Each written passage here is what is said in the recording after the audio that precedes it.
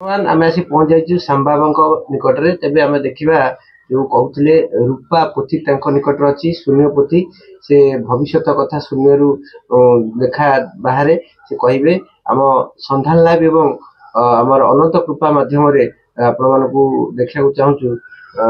ଶ୍ୟାମ ବାବା ବି ଅଛନ୍ତି। ବାବା, ସେ ଯୋଉ ରୂପା ପୋଥି ଆପଣଙ୍କ ପାଖରେ ରହିଛି, ଏଇଟା କୋଉଠୁ ଆପଣଙ୍କୁ ପ୍ରାପ୍ତ ହେଇଥିଲା? କିଏ ଦେଇଥିଲେ? ମୁଁ ଏ ବାରଣ୍ଡାରେ ଶୋଇଥିଲି, ଜଣେ ସାଧୁ ଦେଇ ଯାଇଥିଲେ। ଆଚ୍ଛା। ଆଉ ବହୁ ବର୍ଷ ତଳେ। ଆଉ ଏଥିରୁ 24 ପିସରୁ 23 ପିସ୍ ଆମର ବ୍ରହ୍ମଜ୍ୟୋତି ନାରାୟଣ ଭାଇନା, ଆମର ଯିଏ ଗୁରୁଦେବ, ନେଇକି ନେମାଳ ପଦ୍ମବନରେ ରଖିଛନ୍ତି। ଆଚ୍ଛା, ପଦ୍ମବନରେ ରଖୁଥିଲେ। ସିଏ ତ ଦେହାନ୍ତ ହେଇସାରିଲେଣି। ସେ 2021-22 ଭିତରେ ଦେହାନ୍ତ ହେଲେ, ବୈଶାଖ ପୂର୍ଣ୍ଣମାରେ। ଆଉ ମାତ୍ର ଏଇ ଫର୍ଦ୍ଦକ ଅଛି। ଏଇ ଫର୍ଦ୍ଦକ ଭିତରୁ ମୁଁ ଅତୀତ, ବର୍ତ୍ତମାନ ଏବଂ ଭବିଷ୍ୟତ ଆର୍ଯ୍ୟରେ ମୁଁ ନିର୍ଣ୍ଣୟ କରିପାରୁଛି। ଆଚ୍ଛା, ଏବେ ପଚାରିଲେ ଆପଣ ବି ସେଠୁ କହିପାରିବେ ଡାଇରେକ୍ଟ, ସିଧାସଳଖ? ହଁ। ଆଚ୍ଛା, ଆମ ପାଖରେ ଜଣେ ବି ଭକ୍ତ ଅଛନ୍ତି। ବାବା, ଆପଣଙ୍କ ପରିଚୟ ଟିକେ କୁହନ୍ତୁ। ନାଁଟା? ମୋ ନାଁଟା ହଉଛି ଦେବେନ୍ଦ୍ର କୁମାର ଦାସ। ଆଚ୍ଛା, ବାବାଙ୍କ ପାଖକୁ ଆସିଛନ୍ତି ଶୂନ୍ୟ ପୋଥି ବାବଦରେ କିଛି ଆପଣ ନିଜର ଜାଣିବା ପାଇଁ ପଚାରନ୍ତୁ। ବାବା, ମୋ ନାଁ ହଉଛି ଦେବେନ୍ଦ୍ର କୁମାର ଦାସ। ମହାପୁରୁଷ ସଠିକ ଉତ୍ତର ଦିଅନ୍ତୁ। ଦେବେନ୍ଦ୍ର ଦାସ ଆସିଛନ୍ତି ପଥଶ୍ରମ କରି ବହୁତ ଦୂରରୁ, ଉତ୍ତର ଭାଗରୁ ଆସିଛନ୍ତି। ପୂର୍ବ ଭାଗରୁ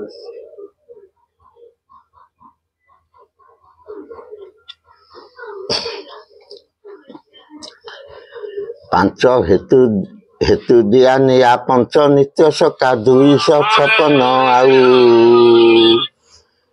5 ହେତୁ ଦିଆ ନିଆ 5 ନିତ୍ୟ ସକା 256। ଆଉ ଓଳା ଶୁଣି ଠାରେ ଅରକ୍ଷିତ ଦାସ, ସର୍ବପରେ ଶ୍ରେଷ୍ଠ ହଉ ରାମଚନ୍ଦ୍ର, ସର୍ବପରେ ଶ୍ରେଷ୍ଠ ହଉ। ଅଚ୍ୟୁତ ଗୋସ୍ୱାମୀ, ଯଶୋବନ୍ତ, ଅଚ୍ୟୁତ, ଅନନ୍ତ, ବଳରାମ ଦାସ, ଜଗନ୍ନାଥ ଦାସ, ଇଏ ପଞ୍ଚସଖା। ପଞ୍ଚସଖା ହଉଛନ୍ତି ଗୋଟାଇ ଅଙ୍ଗା। ଗୋଟାଇ ଭାର ଧିଏରେ 2ଟି ଅଙ୍ଗା ଶିକା ଧିଏରେ ଛୁଆ ହୁଏ। ପଞ୍ଚସଖା ପଞ୍ଚ ମହାଜନ ବା ପଞ୍ଚ ମହାପୁରୁଷ ଗୋଟିଏ ଅଙ୍ଗା ହେଲେ, ଓଳା ଶୁଣିର ଅରକ୍ଷିତ ଦାସ ଆର ପାର୍ଶ୍ୱର ଗୋଟିଏ ଅଙ୍ଗା। ଆଚ୍ଛା, ଅଚ୍ୟୁତଙ୍କର ମେନ୍ ଶ୍ରେଷ୍ଠ ଭକ୍ତ 12 ଗୋପାଳ ଭିତରୁ ଅଚ୍ୟୁତ ସ୍ୱାମୀଙ୍କର ହେଲେ ପ୍ରିୟତମ ବ୍ରଜରାମ, ପ୍ରିୟତମ ପୁତ୍ର। ଆଚ୍ଛା, ସେ ଅଚ୍ୟୁତଙ୍କ ପରେ ସେ ଜନ୍ମ ନେଇଥିଲେ ଆମର ଦକ୍ଷିଣ ଭାଗରେ। ଦକ୍ଷିଣ ଭାଗ ବୋଇଲେ ଆମର ବର୍ତ୍ତମାନ ଯାହାକୁ ଗଜପତି ଡିଷ୍ଟ୍ରିକ୍ଟ କହୁଛନ୍ତି, ପାରଳାଖେମୁଣ୍ଡି ରାଜାଙ୍କର ସିଏ ହେଉଛନ୍ତି ମଧ୍ୟମ ପୁତ୍ର। ତାଙ୍କ ନାଁ ଥିଲା ଯେ ନରହରି ଗଜପତି। ଆଚ୍ଛା, ସେ ଘରୁ ଆସିକି ଖଣ୍ଡଗିରି ପର୍ବତରେ 12 ବର୍ଷ ତପସ୍ୟା କରିଥିଲେ। ଖଣ୍ଡଗିରି ପର୍ବତରେ 12 ବର୍ଷ ତପସ୍ୟା କରିସାରିଲା ବାଦେ ମା ବାରଭୂତି ତାକୁ ଅନୁମତି ଦେଲେ, ତୁମେ ଯାଅ, ତୁମେ ଉତ୍ତରମୁଖା ହେଇକି ଯିବ। ଉତ୍ତରମୁଖାରେ ଏକ ପର୍ବତ ଅଛି। ସେ ପର୍ବତ ଶିଖରେ ଏଇ ବାନାଟା ଉଡୁଥିବ, ଗୋଟିଏ ନୀଳ ବାନା ଉଡୁଥିବ, ତ୍ରିରଙ୍ଗୀ ବାନା। ସେଇ ପର୍ବତରେ ତୁମର ହେଲା ଆଶ୍ରମ। ସିଏ ହଉଛନ୍ତି ତାଙ୍କୁ ମା ସନ୍ଥ ରଖିତ ନାଇଁ ମା ବୈଷ୍ଣବୀ ଦେବୀ ତାଙ୍କୁ ପଚାରିଥିଲେ, କିଏ ରେ ବାବା ତୁ ହରକେତିଆଙ୍କ ବାଗେ ଏଠି ଅଛୁ? ସେଇଠୁ ଆମର ମହାପୁରୁଷ କହିଲେ ମା ମତେ ତ ଡାକୁଛୁ ହରକେତିଆ, ଆଉ ଫେରେ ନାଁ କଣ ପଚାରୁଛୁ? ତୁ ମୋର ମା ହେଇକି ମତେ ମୋ ନାଁ ପରା ତୁ ଦେଲୁ ହରକେତିଆ। ମୁଁ ଆଜିଠାରୁ ତୋ ପୁଅ ହରକ୍ଷିତ। ସେ ହରକ୍ଷିତ ବର୍ତ୍ତମାନ ମୋ କତିରେ ଅବସ୍ଥାନ। ସେ କ୍ଷେତ୍ରର ଅଧୀଶ୍ୱର ଯିଏ, ଭବିଷ୍ୟତରେ ତାଙ୍କର କାର୍ଯ୍ୟକଳାପ ହବ। ଓଙ୍କାର ପରୀକ୍ଷା ନେବେ ଭକ୍ତଙ୍କ କତିରୁ, ମାଳିକା ନିଶ୍ଚୟ ସେ ଚାଳିବେ। ତାଙ୍କ ଠାରୁ କେହି ବାଦ ପଡିବେନି। ସେ ସେଠି ପରୀକ୍ଷା କରିବେ, ସଠିକ ପରୀକ୍ଷା। ହଉ ପ୍ରଭୁ ଅଚ୍ୟୁତ ଗୋସ୍ୱାମୀ କଣ ଯୋଉ ଦେବେନ୍ଦ୍ର ଯିଏ ଆସିଛନ୍ତି ଭକ୍ତ, ସିଏ କଣ ତାଙ୍କ ବାବଦରେ କଣ ମିଳିଲା? ତାଙ୍କ ଭାବ ଯୋଉ ମିଳିଲା, ସେ କ୍ଷେତ୍ରର ସିଏ ହେଉଛନ୍ତି ଅଧୀଶ୍ୱର। କୋଉ ଯୋଉ ଆମର ଉଡ଼ାଶୁଣି ପୀଠର? ହଁ ମିଳିଲା। ହଁ ସଠିକ ଉତ୍ତର।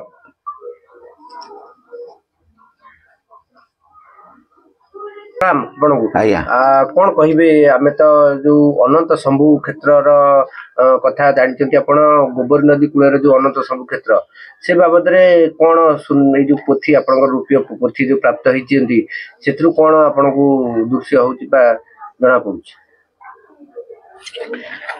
ପ୍ରଭୁ ମହାପୁରୁଷ ଅଚ୍ୟୁତ ଗୋସ୍ୱାମୀ ଆପଣ ଉତ୍ତର କରନ୍ତୁ।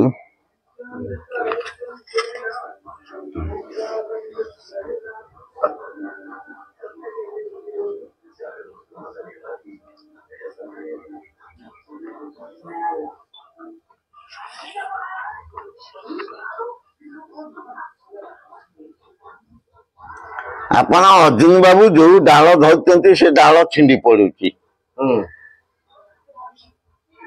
କୌଣସିରେ ଆପଣ ସ୍ଥିର ନାହାନ୍ତି। ଆଜ୍ଞା। ମନ ତୁମର ସବୁବେଳ ପାଇଁ କି ଚଞ୍ଚଳ। ପରିବାର ଜଞ୍ଜାଳ। ଆପଣ ଜଣେ ଭକ୍ତ, ମହାପୁରୁଷଙ୍କ ତାଲିକାରେ ଭୁକ୍ତ।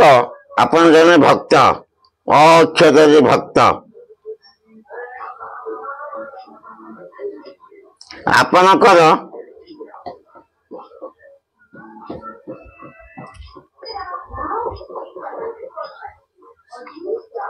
ବୟସ କେତେ ହେଲା ଆପଣଙ୍କୁ? 41 ପାଖାପାଖି। 41। 42 ବର୍ଷ ବାଦ ଆପଣ 42 ହେଇଗଲେ ଆପଣ ଏଭଳି ଡେଭଲପମେଣ୍ଟ କରିବେ ଏବଂ ଯାହା କରିବେ ସେ ଏରିଆର ଲୋକ ସବୁ ଆଚମ୍ବିତ ହେବେ।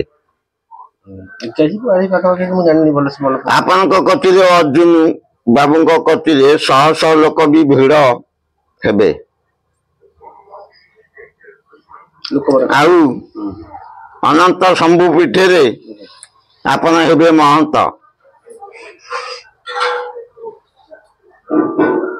ଆପଣ ସେବା କରିଛନ୍ତି। ଆପଣ ଯୁଆଡେ ବି ଯାଆନ୍ତି, ଅନନ୍ତ ଶମ୍ଭୁଙ୍କ କତିରେ ହୃଦୟରେ ତାଙ୍କୁ ଜପାମାଳା କରିକି ଜପୁଛନ୍ତି। ଦ୍ୱିତୀୟ ମାଟି ଗଦା ସାନ୍ତ ସେ। ଦ୍ୱିତୀୟ ମାଟି ଗଦା ସାନ୍ତ ଅନନ୍ତ ଶମ୍ଭୁ। ଗୁପ୍ତ କ୍ଷେତ୍ର, ଗ୍ରାମ ଉଷୁମା, ଗୋବରୀ ତଟ,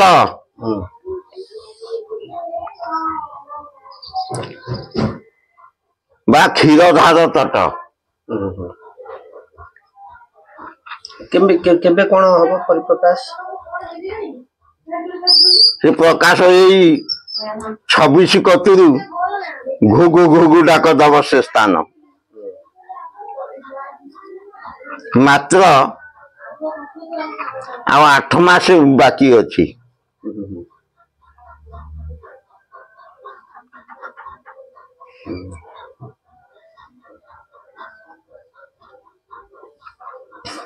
ସେଠି କଣ କାର୍ଯ୍ୟକ୍ରମ ହବ, କଣ ଅଛନ୍ତି ସବୁ କାର୍ଯ୍ୟକ୍ରମ ବୋଇଲେ ପ୍ରଭୁଙ୍କର ଲୀଳା ସବୁ ଉଦୟ ହବ।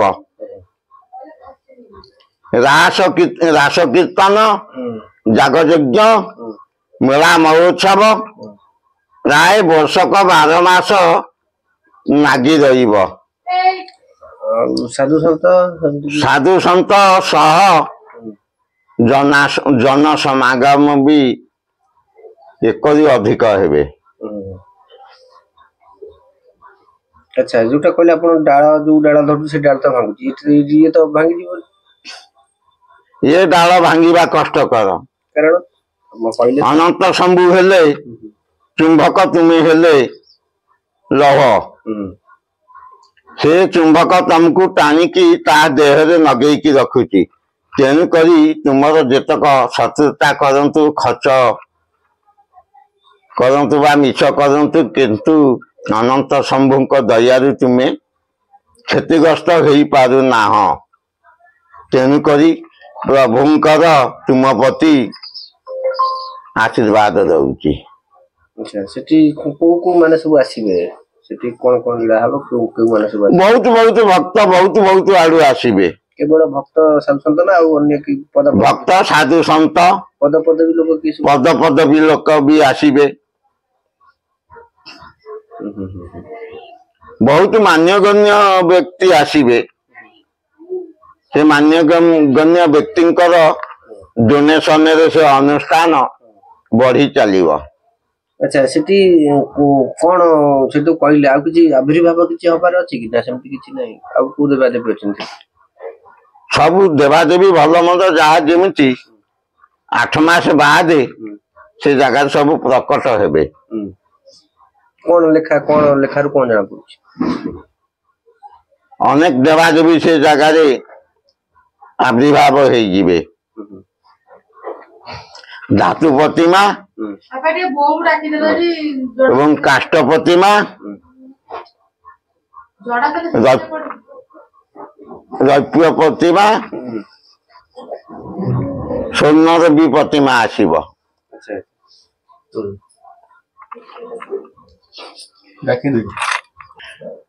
ସେ ଜାଗାରେ ଯଜ୍ଞ ହବ। ଦିବ୍ୟସିଂହ ଦେବ ବି ମଧ୍ୟ ପୂର୍ଣ୍ଣ ଆହୁତି କରିବାକୁ ଆସିବେ। ଦିବ୍ୟସିଂହ ଦେବ ମାନେ କିଏ? ପୁରୀ ରାଜା, ଠାକୁର ରାଜା। ଆଚ୍ଛା ଆଚ୍ଛା ଆଚ୍ଛା, କେବେ ଆସିବେ? 2 ବର୍ଷ ଭିତରେ। 25-26 ଭିତରେ? ହଁ। ଆଚ୍ଛା ଆଚ୍ଛା, ଏତେ ବଡ ଯଜ୍ଞ ହବ? ହଁ। ଆଚ୍ଛା, ଆଉ କିଏ ଆସିବେ? ଘୃତର ଧାର ଗୋବରିକି ବୋଇବ। ଏତେ ଘିଅ ହବ? ଘୃତ ହବ। ଆଚ୍ଛା, କୁବେରର ବି ଭଣ୍ଡାର ସେଠି ଖୋଲାଯିବ।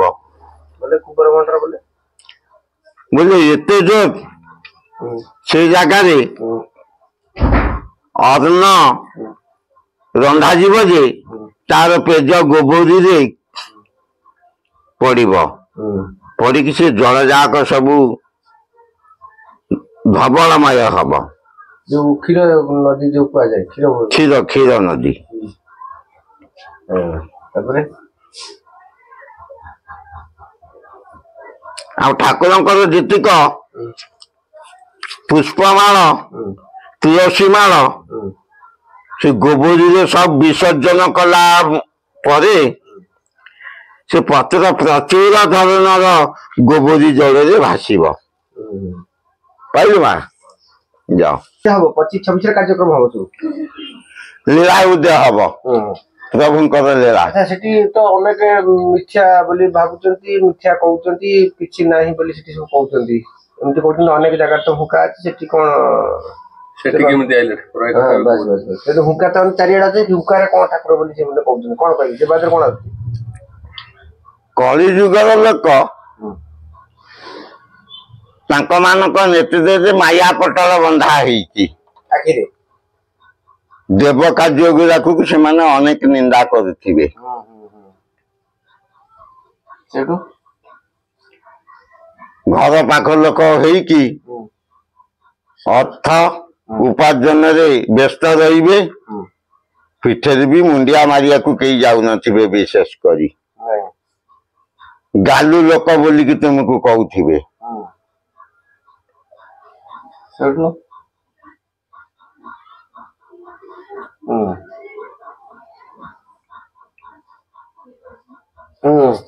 କୁହ। ନାଇଁ, ପ୍ରଭୁଙ୍କର ଉତ୍ତର ଏତିକି। ଆଚ୍ଛା, ଯୋଉ ଦେବବାବୁଙ୍କର